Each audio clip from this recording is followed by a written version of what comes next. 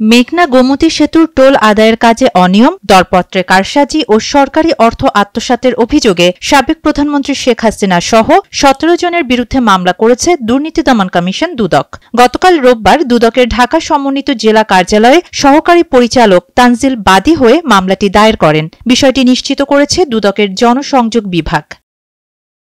মামলায় শেখ হাসিনা সহ সাবেক মন্ত্রী আমির হোসেন আমু, তোফায়েল আহমেদ, খন্দকার মোশাররফ হোসেন, ওবায়দুল কাদের ও আনিসুল হককেও আসামি করা হয়েছে। এছাড়া সাবেক প্রতিমন্ত্রী এম এ মান্নান, সাবেক সচিব MAN সিদ্দিক, অতিরিক্ত সচিব ফারুক জলিল, উপসচিব মোহাম্মদ শফিকুল করিম, প্রধান প্রকৌশলী ফিরোজ ইকবাল ও ইবনে আলম হাসান, অতিরিক্ত প্রধান প্রকৌশলী আফতাব হোসেন খান ও আব্দুস সালাম এবং CNS লিমিটেডের ব্যবস্থাপনা পরিচালক মনিরুজ্জামান চৌধুরী, পরিচালক সেলিনা চৌধুরী ও ইকরাম ইকবালকেও আসামি করা হয়েছে।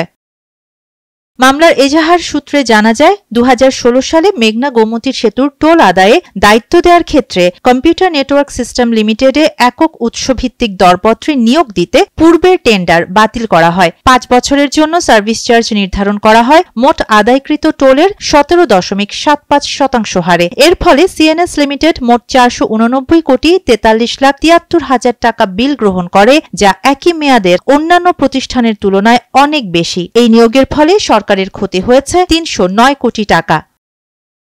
এজাহারে আরও বলা হয়েছে, সংশ্লিষ্ট কর্মকর্তারা ও CNS লিমিটেডের পরিচালকরা পরস্পর যোগসাজশে ক্ষমতার অপব্যবহার, প্রতারণা ও আত্মসাতের মাধ্যমে নিজেরা আর্থিকভাবে লাভবান হয়েছেন। শাহানা জাহান, নয়াদিগন্ত।